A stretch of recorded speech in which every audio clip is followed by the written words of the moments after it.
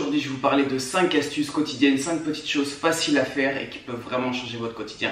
Donc voilà, je me suis dit je vais essayer de faire au moins 2-3 vidéos comme ça par mois. Vous pourrez me dire les thèmes dans les commentaires, mais voilà, 2-3 petites vidéos par mois, j'essaie de vous donner des conseils, on peut parler de n'importe quoi. Ce sera peut-être un petit peu brouillon des fois, voilà, si ça vous plaît mettez en commentaire, c'est pas ce genre de choses qui vous plaît, si vous préférez autre chose n'hésitez pas à mettre aussi, on pourra changer. On essaye d'augmenter un petit peu les contenus avec Alex sur la chaîne. C'est vrai qu'en ce moment on avait un petit peu moins de temps, on avait pas mal de choses à faire. Mine de rien, les SAP, tout ça, les programmes, ça nous prend beaucoup de temps. Donc c'est pas qu'on a délaissé YouTube, c'est juste que voilà, c'était un petit peu chaud au niveau timing. Bref, je vous dis, on va essayer d'être plus assidus, d'être des meilleurs élèves. Et voilà, j'avais envie de faire un peu ce genre de vidéo, un peu, voilà, on échange entre nous. Je regarderai les commentaires, j'essaierai de répondre à un max de questions. Bref, en fait c'est en changeant 2-3 petites habitudes, moi que je me suis dit ce serait bien que je partage avec vous. J'ai pris quelques notes, juste la première, parce que ça fait pas très longtemps que je fais ça, ça fait à peu près 2 mois, c'est prendre une douche froide. Donc mon premier conseil, si vous voulez tester, c'est de prendre que des douches froides. C'est-à-dire que moi j'étais un fan absolu de la douche chaude, je pense que depuis tout petit je prenais très chaud. Mes parents même ils hallucinaient, je prenais vraiment brûlant je pense. Et du coup je restais très longtemps sous la douche et j'avais vu que c'était mieux de prendre des douches froides. Donc je sais qu'Alex il a testé quand on était à LA, je sais qu'il prenait des douches froides. Et franchement moi je m'étais dit jamais de la vie je peux pas, le froid je déteste cette sensation et tout. Mais bon après en m'enseignant un peu aussi, je me suis dit bon allez je vais tester et tout. Et là ça fait depuis début août, donc ça fait 2 mois que je prends que des douches froides. J'ai dû prendre à peu près peut-être 2-3 douches chaudes depuis, enfin même pas, c'est quand je prenais un bain ou quoi. Mais sinon vraiment que des douches froides, l'eau le plus à droite possible. Bon les premiers jours je vous garantis que ça va être très dur, mais c'est vrai qu'après on commence à sentir les bienfaits. Donc je suis allé chercher un peu sur internet pour mieux vous expliquer. Honnêtement ils disent qu'il y a plein de bienfaits. Moi ce que je vais vous dire c'est par rapport à mon ressenti. Donc comme je dis, les 3-4 premiers jours c'est horrible. Au bout de 3 semaines, on commence à s'habituer. Là, je suis à 2 mois. Je ne vais pas dire que j'y vais facile, mais ça commence à être déjà plus simple. Et je pense qu'après 3 mois, voilà, on s'est vraiment habitué. Je veux dire, au départ, juste je mettais sur le pied, il me fallait 10 secondes pour pouvoir me mouiller la cuisse. C'était vraiment chaud. Genre, c'est à l'action, tu es comme ça sur le pied. Tu te dis, oh, je dois passer jusqu'en haut de la cuisse, je me frottais et tout. Je me disais, je vais jamais tenir. Et alors, le passage, bon, les hommes, vous savez, le passage, ça, c'est le plus dur. Et puis, même la tête, c'était horrible. J'ai l'impression que je suffoquais et tout. Mais voilà, maintenant j'arrive à y aller un petit peu plus vite, à limite ne pas trembler, ne pas avoir trop froid. Mais bref, voilà. Et donc les effets en tout cas, c'est que dès qu'on sort, on se sent bien mieux. Moi ça m'est arrivé une fois ou deux d'avoir très légèrement mal à la tête. Je prends jamais de cachet. Ça peut être d'ailleurs aussi un conseil que je vous donnerai, après chacun voit comme il veut. Mais moi c'est ce que je fais, je prends jamais de cachet quand j'ai mal à la tête ou mal au ventre, sauf si c'est une douleur extrême. Mais voilà, j'essaie de me dire, mon corps il va apprendre à lutter par lui-même. Et j'avoue, prendre une douche froide, voilà, légèrement mal à la tête, fin de journée, un petit peu fatigué, avoir bossé sur l'ordi ou quoi, je prends une douche froide, franchement ça apaise. Si vous êtes un petit peu énervé, un petit peu tendu, vous allez prendre une douche froide, ça vous calme cache, vous n'êtes plus du tout énervé après. Après on se sent vraiment bien, on se sent apaisé, voilà. Pendant le sport même, je me dis, bon en rentrant je prends une douche froide, donc c'est très bon pour les muscles. Et puis vraiment je trouve que ça vous fait une coupure dans la journée. Vraiment ça vous relaxe. Avant d'aller vous coucher c'est top, ça vous fait une vasoconstriction au niveau des vaisseaux sanguins. Ça veut dire quoi? Ça veut dire que si vous prenez une douche chaude, ça a plutôt tendance à accélérer la circulation sanguine. Donc vous allez aller vous coucher, votre cœur il va être encore un petit peu au taquet et tout. Si vous prenez une douche froide, ça va plutôt avoir tendance à faire une vasoconstriction, à ralentir un petit peu la circulation sanguine. Alors bien sûr ça n'arrête pas votre cœur, mais ça a plus un effet apaisant que justement stimulant. Donc c'est plus intéressant avant de se coucher. Et même au réveil, même si ça a cet effet-là vasoconstricteur, au réveil, ça vous met quand même de bonne humeur, on va dire, pour attaquer la journée. C'est toujours pareil, plus on va dans le dur, plus les effets sont positifs. Donc plus on travaille, plus on a des résultats. Et bah c'est la même chose. La douche chaude, c'est plus pratique, c'est plus agréable sur le moment. Mais par contre, ça n'a pas forcément d'effet bénéfique. Alors qu'une douche froide, ça va être dur sur le moment, voire très dur, mais ça a des effets bénéfiques. Donc en gros, si je récap, donc c'est bon pour ceux qui font de la muscu, d'un point de vue récup, d'un point de vue musculaire. Ça booste quand même le système immunitaire, ça habitue le corps à réagir pour ça. Et donc si on s'habitue, il y a un mec, c'est Fouad, Team Esprit, qui nous en avait parlé. Et j'ai fait des recherches, enfin, j'ai regardé sur internet, j'ai fait des recherches, le mec qui fait les scientifiques. J'ai regardé sur internet, je sais plus son nom par contre, il faudrait que je regarde, mais il y a un mec de l'Est, ça doit être un russe ou quelqu'un comme ça. il arrive à rester, c'est le mec qui reste le plus longtemps dans l'eau à 0 degré, il nage sous l'eau, il prend des bains à 0 degré tous les jours et tout, et il se rendu compte que même s'il lui injectait la grippe par exemple, et ben il développait pas les symptômes de la grippe. Parce que son corps il a développé un système immunitaire hyper fort, ils font des recherches sur lui et tout, c'est un truc de fou, où ils se sont rendus compte vraiment que la résistance au froid était bénéfique donc, pour le système immunitaire. Donc c'est bon d'un point de vue immunitaire, d'un point de vue musculaire, et comme je vous ai dit en plus le soir ça vous apaise, le matin vous sortez de la douche donc vous allez être calme, comme je dis ça apaise, vous allez être calme, mais en même temps ça vous prépare bien pour la journée, où vous n'êtes pas stressé, où c'est pas, voilà, c'est pas comme la douche chaude. J'avais noté aussi donc ça libère d'endorphine, donc l'endorphine c'est sensation de bien-être, voilà, donc top pour attaquer la journée mais aussi top avant d'aller se coucher. Bref, ça c'était mon premier conseil, douche froide, et pour moi c'est le plus dur à faire. Après vous allez voir que c'est un petit peu plus cool. Deuxième conseil, c'est de temps en temps être capable de poser son téléphone portable. Pourquoi je mets ça? Je me suis rendu compte qu'on est tous très accros au téléphone portable, aux réseaux sociaux et tout. Et par exemple, pendant les vacances, là, on était au Portugal avec Alex et des potes. Et je me suis dit, je vais essayer de poser un peu plus mon téléphone portable. Et je me rendais compte pendant les repas, des fois on est tous un peu dessus et tout. Et là on était plusieurs, on posait le téléphone, on se mettait un peu plus à discuter. Alors c'est sûr que des fois il y a des blancs, donc le réflexe on a envie de prendre le téléphone, aller checker, mais au final on ne vit pas vraiment l'instant présent. Moi je me suis dit, je vais essayer de me détacher un petit peu de tout ça, donc peut-être que ceux qui me suivent l'ont un peu ressenti, je mets un peu moins de snap, un peu moins d'Insta Story, un peu moins de photos. Mais en même temps je trouve qu'il faut vraiment que ce soit une envie d'aller dessus et que ce soit pas un réflexe. Des fois on se rend compte qu'on a passé 1 heure, et il y en a ils passaient 2-3 heures sur Instagram ou 2-3 heures sur Snapchat ou quoi, finalement à pas faire grand chose. C'est-à-dire au lieu de vivre l'instant présent, vous vivez un instant avec d'autres gens, peut-être que vous connaissez même pas, à suivre des personnes qui sont à l'autre bout du monde, que vous ne connaissez pas, qui ont entre guillemets rien à foutre de vous parce qu'ils vous connaissent pas. Et voilà, vous vivez un petit peu en décalé. Au mieux profiter de l'instant présent. Moi j'ai une filleule par exemple là qui a 18 ans, Claudia, dédicace à toi, et je disais voilà, des fois quand tu es avec moi il vaut mieux, tu n'écris pas forcément à tes copains, copines ou quoi sur Snapchat. Par contre quand tu es avec eux, ne m'écris pas forcément non plus sur Snapchat, on s'écrivait beaucoup, voilà. Je préfère que quand on est ensemble, on vit vraiment l'instant présent à fond, et quand tu es avec les autres, vis l'instant présent à fond, les deux. Voilà, toujours être un petit peu entre les deux. Donc je sais que c'est dur pour tout le monde, hein. Moi le premier, le téléphone portable, la preuve j'ai tout noté dessus, voilà, c'est quelque chose de dur.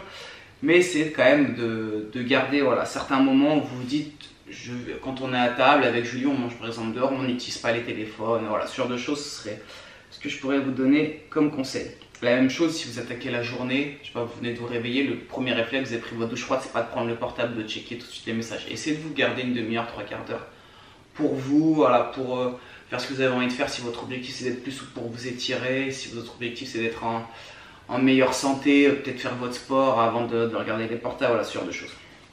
Et donc, la même chose, ça m'amène au matin, troisième conseil, le citron pressé. Donc ça, on en a entendu parler de partout, tout le monde en parle, sur les réseaux, sur les blogs, ce genre de choses. Nous, on l'a souvent dit qu'au petit-déj, on prenait un citron pressé. Donc moi, c'est vraiment mon premier réflexe. Avant même la douche, c'est-à-dire que je me lève, je vais dans la cuisine et je me fais un citron pressé.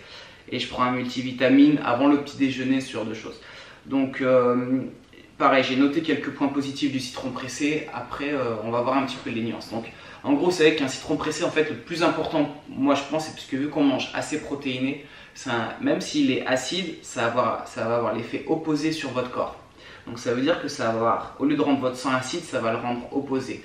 C'est alcalin, donc ça va alcaliniser, basifier, bref, votre sang. Donc c'est vachement positif parce que quand on mange beaucoup de protéines ou d'aliments, voilà, qui vont avoir tendance à acidifier le sang, et bien justement ça a l'effet opposé. Et nous, vous savez quand même qu'on mange pas mal de protéines, donc c'est un super effet. Ensuite, vous savez, c'est antioxydant, c'est drainant, pareil, ils disent que ça booste le système immunitaire. Après voilà, il y a plein de choses. Il y a quand même certains petits bémols. Moi je vous dis, je fais ça. Après il y a d'autres astuces que vous pouvez faire le matin, parce qu'il y en a chez qui le citron ils réagissent mal. Il y en a par exemple qui vont avoir des problèmes de dents, et donc l'acidité va pas forcément être bonne pour les dents. Il y en a qui ne vont pas très bien réagir, et il y a peut-être même certaines personnes, au lieu justement de rendre le sang plus alcalin, ça va faire l'effet opposé, ça va le rendre le sang plus acide. Vous savez, on est tous différents. 99% ça va marcher pour une personne, enfin pour les personnes, et il y a peut-être 1% de personnes chez qui ça va pas marcher. Si vous sentez que vous prenez le citron le matin, moi perso je trouve que ça me met la pêche, je me sens bien, je prends pas mon petit déj tout de suite, voilà, je le prends, j'ai l'impression que ça me vivifie et que ça me fait du bien. Si vous c'est pas le cas, vous pouvez vous tourner vers d'autres aliments, notamment donc en ce moment on en parle aussi beaucoup, c'est le curcuma, le gingembre, des baies de goji, voilà. Capucine, elle avait fait une recette que Julie aussi me faisait de temps en temps, c'était gingembre, curcuma, poivre noir. Donc le poivre noir, c'est pour aider aussi à assimiler le curcuma. Et citron pressé, voilà, une boisson vivifiante. Je sais qu'Alex, il en raffole. Moi, j'avoue que ça met un bon coup de peps. Mais voilà, trouvez-vous un truc, c'est votre premier réflexe au matin, une boisson, un aliment qui vous donne le peps et qui est bon pour la santé, bien sûr. Donc ça, c'était le troisième conseil. On va finir avec deux conseils qui sont un peu plus muscu, mais qui se transposent aussi dans la vie de tous les jours, c'est se donner à fond.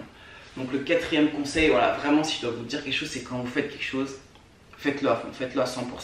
Trop souvent, que ce soit nous ou les gens autour de nous, les abonnés ou quoi, quand on voit, c'est qu'on fait les choses à moitié, c'est sûr que ça marche pas.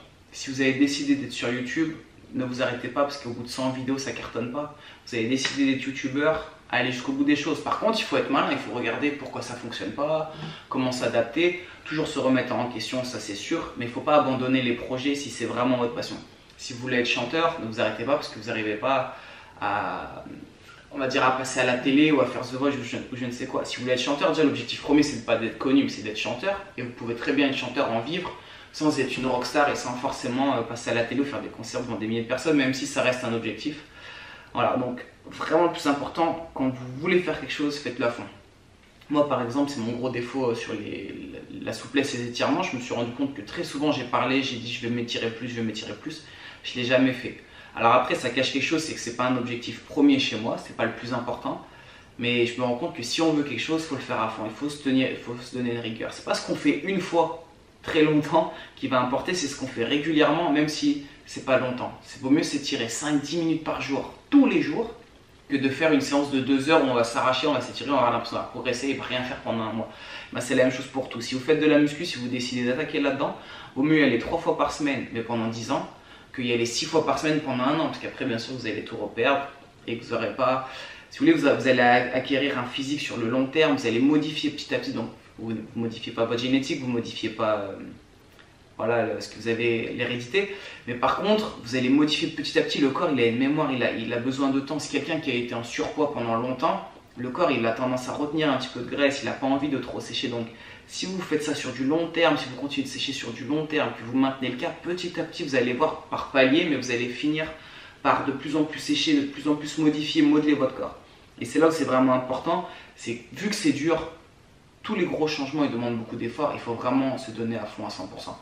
Tous les grands artistes, les grands sportifs, que ce soit Ronaldo, que ce soit ceux qui suivent le basket, Kobe Bryant ou quoi, moi j'étais fan depuis tout petit, on se rend compte c'est des mecs, c'est des déter. Ronaldo et Kobe Bryant, je prends ces exemples, ou Michael Jordan, ou Tiger Woods, ou je parle que du côté sportif.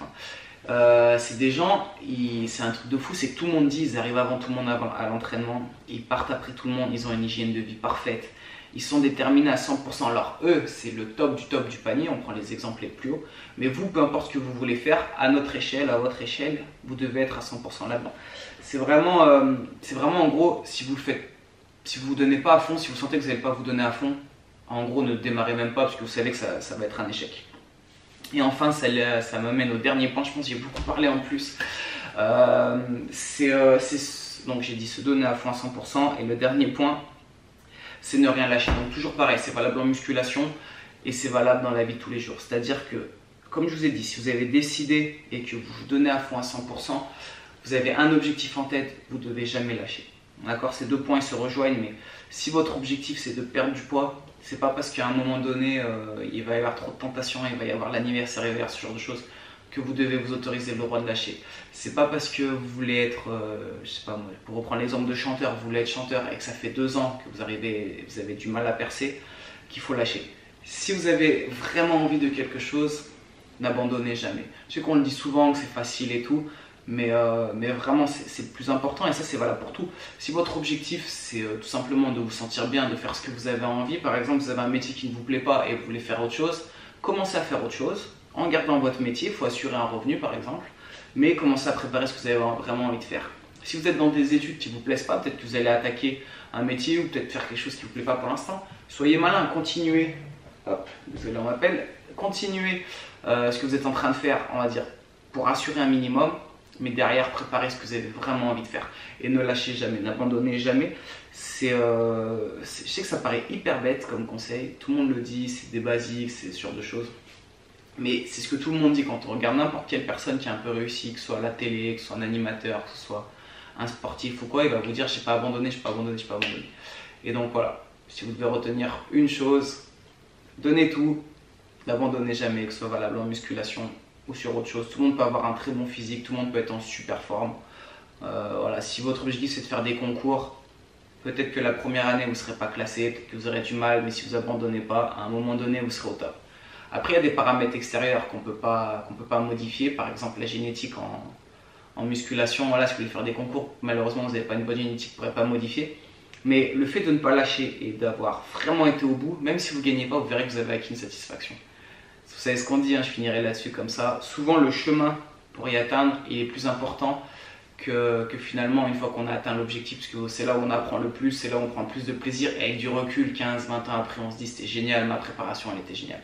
Bref, j'espère que cette vidéo elle vous a plu, que ces petits conseils vous ont plu, il y en a plein d'autres. Si ça vous intéresse, je ferai d'autres vidéos comme ça. Là je vais en tourner une deuxième. J'essaie de pas mal tourner en ce moment parce que Julie elle va bientôt accoucher, donc j'essaie de tourner avant. Je vais en tourner une deuxième sur pourquoi les gens ne comprennent pas. Les gens ne comprennent rien sur YouTube, ou dès qu'on dit quelque chose avec Alex, j'ai l'impression qu'il y a 10% des gens qui comprennent rien. Donc voilà, je vais faire un petit peu une petite mise au point, sans trop m'énerver j'espère, mais voilà, je vous la sors très bientôt. Je vous dis à très vite et surtout d'ici là, gardez la pêche.